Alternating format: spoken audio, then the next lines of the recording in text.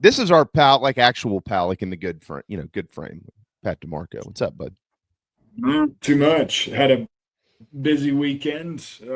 Played in one of my buddy's member guests down at Coyote, and then took Weston over to the Falcons game yesterday, which was a good one. Able to close out the Commanders, and was conflicted because Dan Quinn was my coach in Atlanta my last 2 years there, and it was his first time back playing as a head coach in that stadium.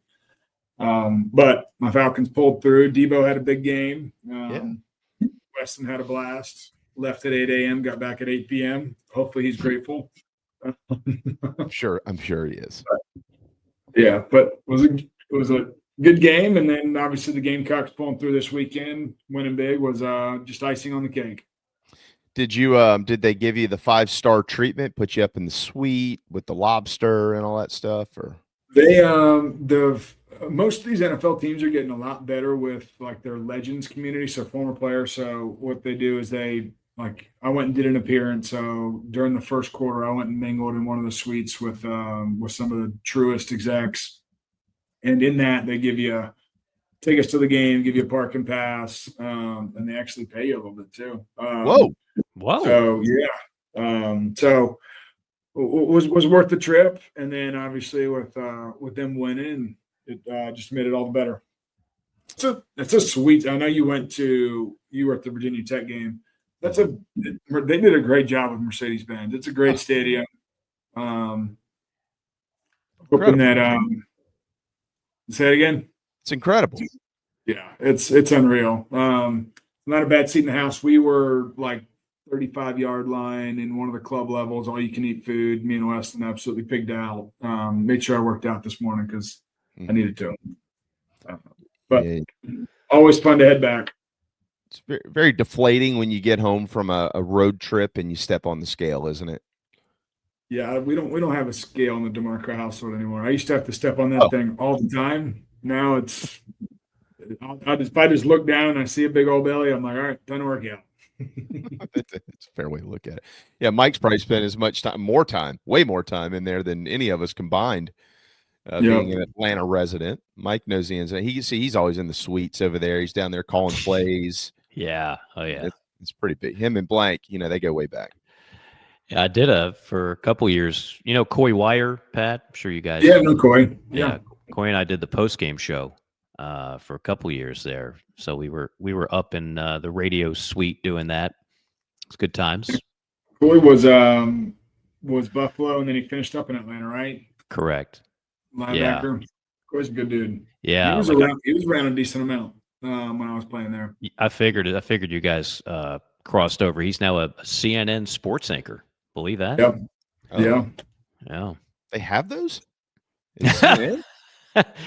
I don't know because I never watched CNN. Supposedly they have a sports department, and I'm sure Coy does great stuff, but I don't know.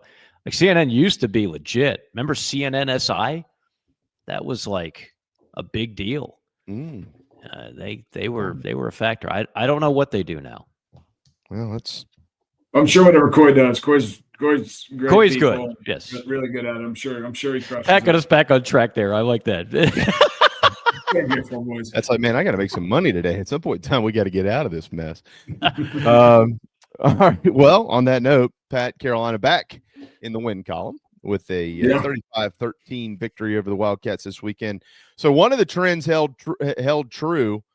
I had Kentucky scoring 13 points in this game. Why, you ask? Because in the previous 4 games in this series against Clayton White defenses, they averaged 12.5. So they were right on the money. Gamecocks put up their second best offensive performance in the Shane Beamer era against Kentucky, and one of their quite frankly, their best rushing game of the year. But also in this series, I keep pointing to this series, Pat, because there's just so much at play that's been at play for 5 years. Mark Stoops' defenses have done a great job against South Carolina offenses, although, from a total yardage standpoint, things like that, although Carolina's now won 4 in a row in the series, it's always a grind against Stoopsy, as Coach Spurrier would call those guys. And, and what they're able to do on defense against his teams. But Carolina, obviously, a couple of defensive touchdowns this weekend that separated the scoreboard, no doubt about it.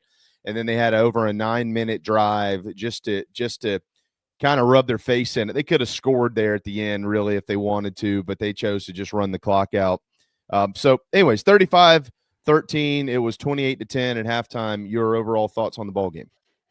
Yeah, I mean, like when you go and look at it based on the 4 previous games, we were -10 every single game in time of possession. Here we were +3, which is a good thing to finally overcome. And then obviously the biggest looming thing was us being +4 in the turnover ratio. Like that was probably, all in all, I think the stat line was pretty even, both teams, like offensively, moving the ball, efficiency. Right. We converted more on third down. We were over 50% converting third down, which is huge. But seeing us being able to, not that we were crazy efficient running the ball with the running backs, but we continued sticking at it and we kind of wore them out. I mean, those are like kind of just the gut shots you continue to take. And then obviously LaNorris making a couple of those big scramble plays. It was good to see LaNorris make LaNorris type plays. And there was a couple quarterback direct runs, which was good to see. I mean, dude, he pulls away from like safeties chasing him. Like it's amazing. I mean, he circles like a couple of them. I don't necessarily love his, like on some of these zone reads, I don't love his eject point. It's very lateral. And it's not necessarily downhill. Maybe he's seeing something, or they're working on something of trying to circle the defense. But usually you try to replace the defensive end when the defensive end squeezes. You're trying to go downhill to go replace them. But with that type of speed, and you're able to circle the defense, go for it. Yeah, well, that's a great point. You know, when you look at, I looked at this ball game, 10,000 foot view type stuff without the brain of a Pat DeMarco or a John Strickland or guys like you who obviously have forgotten more than people like me will ever know. But I looked at this ball game and all the things that we knew about the Gamecock football program coming into it, the things that they'd struggled with throughout the season. Pat, you mentioned the third downs, both sides on third downs, defense and offense, the lack of run game, the time of possession, Sellers not being able, like I felt like he was much more in his own skin on Saturday, being able to kind of be in the moment and scramble around and do the things he's good at doing, et cetera, et cetera. I felt like they made some steps in the right direction. Like I think if anybody thought they were going to cut the TV on or show up at Williams-Brice Stadium on Saturday night and just see some entirely different offense, you probably don't know a whole lot about football. Like it's not just going to just totally. You can't reinvent the wheel mid-season. Nope. You can't do that, but you can take steps, right, Pat? Like how many of those steps do you felt like they took? I think from a run game standpoint, they were just much more aggressive and not sitting there acting like obviously when you're playing from ahead, it makes it a little easier too from a play calling standpoint. You don't have to stress over certain things, but like outside of the first drive, we kind of were always in control of the game. I mean, we did get punched right in the face that first drive, and it was pretty cool to see the offense come back and score the following drive, and then the defense kind of anchor down, cause a field goal in the second drive, and then kind of get their bearings, whether that's when the turnover started to happen. But yeah, I mean, I do think they made a lot of strides. A lot more people showed up on the tape. I mean, Greer showed up, Dez showed up, the Kilgore boys showed up again. Brian Thomas with 2 sacks. Obviously, one play that stood out to me defensively, and it was a great play call and just kind of had us dialed up. But on that, I think it was at fourth or third and short when they threw the little wheel route to the tight end. When Dylan Stewart, I think we were in 0 or 1, and Dylan was supposed to peel with him, and Dylan kind of got lost in the quarterback action at him. But one thing that really, I don't know if you saw that play or if you paid much attention to it, but thankfully we had guys boogieing, because number 6 wasn't playing right. Once he realized that he was beat, it was kind of coast mode, which wasn't what you want to see on tape from your premier player. But we were able to get he had 3 of those on Saturday, by the way. They really, but we were able to. I mean, rally the troops and being able to get them on the ground and line up again was big. But all in all, no, I was very pleased. I mean, that running back in Kentucky's good. McGowan, like he was physical. He ran through arm tackles. I thought Rasul didn't really get outside of his 2 touchdowns run, didn't get much space. But on those touchdown runs, he was patient, ran through arm tackles, was physical. He needs to make sure he works on keeping his shoulders going downhill. When he's running lateral, you're just susceptible to kind of getting your legs taken out. But hey, a win in the SEC, we all know that's tough to do, and confidence game going into this. This was kind of the week that we said was the transition of you're getting your footing underneath you for the first 5 games, and then you're in the gauntlet for 5 games. So good confidence game going into a bye week, and then obviously LSU the following week. Kind of, Mike, to your point earlier, by the way, because Mike mentioned he saw a lot of characteristics, and most notably, obviously, you just said it too, Pat. You called their names from the guys up front on the defensive side of the football at the line of scrimmage.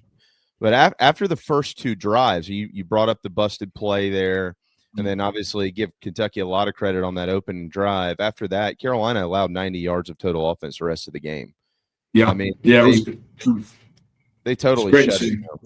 And when Kentucky scored, to your point, this is the first time in 8 games in this series that the team that scored first lost. Carolina came down and they responded, and then of course Kentucky. You mentioned that's a great play because you held them to a field goal, and then Carolina responded again, obviously. And I thought that I saw that as a great characteristic for this team, like a team that was totally up for the challenge. Like when things aren't going your way, Pat, isn't it easy to be like, oh my gosh, we had to move and they didn't do that. Yeah, I mean, well, it also helps to have 2 defensive touchdowns in 3 plays. I mean, a 14-point swing right away, and then Kentucky went for it on 4th down. We got the ball in good field position. Yeah, I mean, it was good. I mean, they had 4 turnovers in the second quarter, which and we scored 21 points on those turnovers. So that's huge. And then obviously in the 3rd and 4th quarter, we kind of controlled the ball for the most part. We sustained drives and had some good plays. And I thought LaNorris was comfortable throwing the ball in the pocket. His miss still is generally a little high, but he didn't have many misses, which was good. And then that the play where he got hit and spun out on the backside. And Mike, I have an umpire question for you. Oh, okay. It was my understanding that the ball is a body part. And just like if you use the ball to stay up, when he spun out of that play. Oh, yeah. I don't know if you saw it, but did he use the ball? And isn't that supposed to be down? That's a good question. I saw the play multiple times. Are you 100% sure the ball hit the ground? You think he used the ball to prop himself up? I thought so. I mean, do we have that in our highlights, Jamie? No. We were going to have it. We were having some issues with the video, so I had to pull it out of there because I didn't want it to look junky. The ball did touch the ground. Okay. But I don't think that constitutes you being down, though. Yeah, to my knowledge, I'll double check with our guy Dennis. And maybe Pat, sometimes the rules are different in the college game and the pro, as you well know. To my knowledge, that doesn't put you down as long as your knee and elbow don't touch. Yeah, or forearm. Forearm, obviously, a body part. Mm-hmm. I don't think that would put you down. Yeah, you guys are correct with the ball because you can negate the play. Yep, you're right. Yeah, I don't think that because Matt made a good point there in chat row. You can use your hand to prop you up, and that doesn't make you down. So why couldn't you use the ball? Yeah, right? it's just you're putting yourself at risk using the ball to bounce. Well, yeah, I mean, I don't recommend it. He's a grown man. I don't recommend it, but I think the officials got the call right to not blow that dead. Yeah. And obviously it was it's just one of those freakazoid plays that most humans are not going to make, especially at 240 something pounds. Are you saying they spoke on that several times during the game? 6'3", 240 or 250, referencing him. Squats like 555, yeah, all that stuff. I mean, by now everybody knows he's a physical freak. And he's getting more confident, which you could tell this game. So I'm excited for obviously a bye week, and we know Shane Beamer on bye weeks is going to work these boys. He's also going to let them get back healthy and back in their groove, and then some time away, and then leading up to the bulk of season. So it's a perfect time to have it, right? I mean, walk out 3-2. You were hoping you were going to be better to the first 5, but you're still in a good situation to possibly win 8. Or even chip 10. Hey, Mike brought up the 5-game stretch that's coming up. 5 top 15 teams and 4 top 10 teams, and that's, as people like us, we look at it and we're like, whew, that's a gauntlet. The one thing that you can say, and Pat, you can speak, I mean, obviously knowing Shane as well as you know him, but with all the coaches that you played for, his message when you have difficult ball games like this and you have difficult schedules or stretches is always, I think, the best message that you can send. I'm not just saying, I'm thinking about this from if I was in a locker room, what message would I want to hear from my head coach? And he says, we get to play this schedule. This is a great opportunity for us. In order to be the best, you got to beat the best. And it's an opportunity, for a team that came off 9 wins last year and didn't play great the first 5 games to kind of solidify yourself in the type of ball club you can be. And I mean, I think we're in a pretty similar situation last year. All right, we didn't start great, and then we kind of got hot in the middle of the year. So might just be like our way of, figuring out who we are and getting in the middle of the season or hitting our stride. Because it'd be a great time too. Can I ask because I know we're running out of time here, the proverbial play calling question. This will be like a weekly segment. Pat, the de facto OC, what would you like to have seen more of? What do you hope to see more of in 2 weeks against LSU? Yeah, I mean, we feel like we do a good job of balancing motions and making kind of defenses respond, and in a way manipulating leverage and angles. Shula's done a really good job of that. I feel like I'm always going to go back to I would like to see LaNorris on just quarterback run game, direct quarterback run, and even if it's we do a lot of stuff to attack the perimeter with RPOs and kind of quick flat routes and stuff like that. So there's a way to, whether it's a jet sweep and then followed by a Q counter, jet sweep followed by read option, just different stuff like that. Because we're moving around so much pre-snap and making defenses think, but making defenses think and then going right at them is an opportunity I think that we have to really exploit a defense when they're moving and shaking. It kind of softens edges and makes the defensive end not crash as much, makes the linebacker kind of bump out a little bit more than he should, or we can get a crease downhill. So that's what I would like to see. Yeah, the neck roll, the lifted jersey with the abs, and now he's got to replace this young man's kidney, according to Todd Ellis.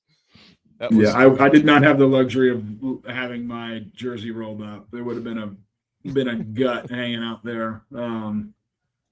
Kirsten probably wouldn't have married me if that was the case. Oh my God, he just lost the kidney. I hadn't heard the call till this morning. I was going over it, and I was like, "Oh, I've got to put that in there." I don't think that's normal play-by-play stuff, but it is in Todd Ellis's Todd Ellis's world. Oh, that was incredible. Todd's the man. Tommy's the man. I mean, they both do a great job. Represent the university in a great way. Yeah, 81 there, by the way, who was supposed to be blocking in front of that kid, didn't block anybody. So I'm assuming somebody on the sideline said, "Hey, did you happen to see a 44 running by you?" No? Or did you, and you just got out of the way? Well, ball on the ground, like as an up back off returner, like you're always told to keep the ball off the ground because you never know what the hell it's going to do. It's a weird shaped ball, right? And he's probably like, oh, shoot, we better make sure we get this ball. And then he turned around and Mo was like a blink of an eye. Mo ran right past him and put his helmet right in the returner's chest. I can make an argument other than LaNorris Sellers and obviously some of the notables. I can make an argument that Mo Brown's the most valuable player on this team. I mean, the kid just does everything you ask him to do. Yeah. I mean, he's a fullback, right? There's the sign dude. You ever seen the sign dude on social media? I'll have to send it to you guys. Maybe we'll start with it next week. But it's like he holds a sign up. It's like fullbacks are great for scheme and culture.